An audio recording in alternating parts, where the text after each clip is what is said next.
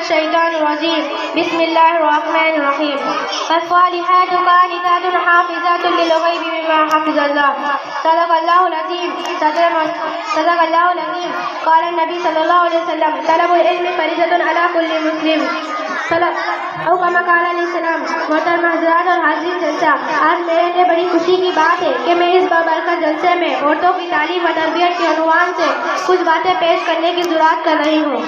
یہ سب میرے اساتذہ کا نتیجہ ہے، ورنہ کہاں میں اور کہاں نکلتے گھول نسیم صبح تیرے مہربانی۔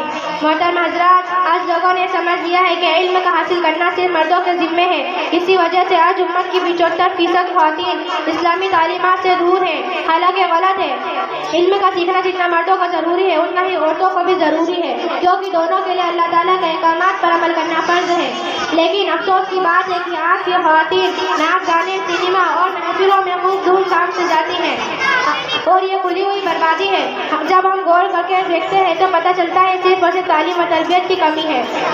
محترم حضرات، علم دین کا حاصل کرنا جہاں مردوں کو ضروری ہے، وہی عورتوں پر بھی ذمہ داری ہے کہ علم دین کا حاصل کریں۔ اسی لیے آپ صلی اللہ علیہ وسلم نے فرمایا، طلب العلم فریضۃ علی کل مسلم، علم دین کا حاصل کرنا ہر مسلمان پر فرض ہے، اور مسلمان میں مسلم عورت بھی شامل ہے۔ اور عورتوں کو تو اس لیے بھی ضروری ہے کہ اولاد دار بچوں کی تربیت کا دار و مدار عورت اور ماں کی تعلیم و تربیت پر زیادہ ہے۔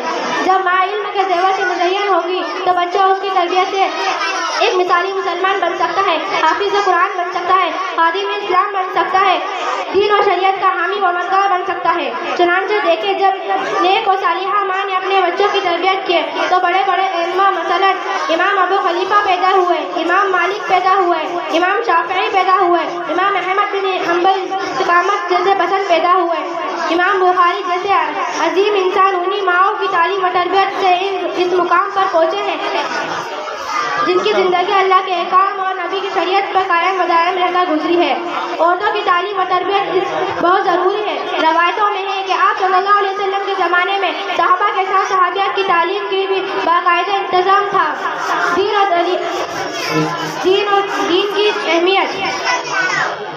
ایک بار 3 عورت گاؤں کے کنویں پر پانی بھر رہی تھی۔ کچھ دیر بعد ایک عورت کا بیٹا گزرا۔